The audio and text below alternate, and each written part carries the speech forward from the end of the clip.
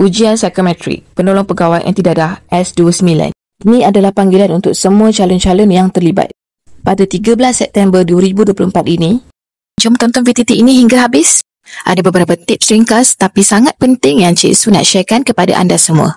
Waktu exam bermula daripada 9 pagi hingga 5 petang dan masa diberi adalah selama 1 jam 30 minit. Jadi sangat penting untuk anda bajet masa pukul berapa yang anda nak jawab exam tu. Kami nasihatkan jawab seawal mungkin kalau boleh pagi.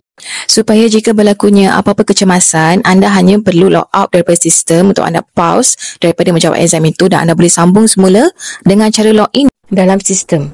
Jika anda log out daripada sistem semasa peperiksaan tu kan, masa takkan berjalan. Cari tempat yang tenang untuk anda jawab exam supaya anda boleh memberikan jawapan yang konsisten.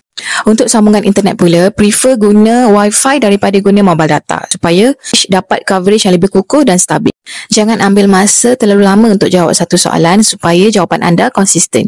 Nak tips lagi? Jangan lupa like, share, komen dan save video ini untuk rujukan akan datang. Pastikan anda mendapat rehat dan tidur yang cukup. Kekurangan tidur boleh menjejaskan keupayaan kognitif dan emosi anda. Bila anda dah cukup rehat, barulah anda boleh kekal fokus dan tenang. Bila dah tenang, barulah jawapan anda boleh konsisten. Ingat ini, ketidakkonsistenan boleh menandakan ketidakstabilan personaliti. Anda juga harus faham apa yang dinilai dalam ujian psikometrik. Biasanya aspek utama yang dinilai adalah disiplin, emosi, kerjasama, komunikasi dan kepimpinan. Seterusnya, anda perlu buat latihan dan persediaan awal. Anda perlu latih diri anda menjawab contoh-contoh soalan untuk lebih memahami format dan jenis soalan yang mungkin keluar dalam exam sebenar nanti.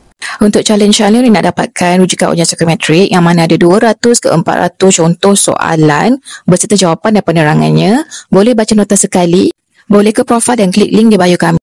Ramai calon lebih bersemangat untuk jawab exam lepas dia orang study rujukan. Jadi tunggu apa lagi? Jom jawab latih tu sekarang.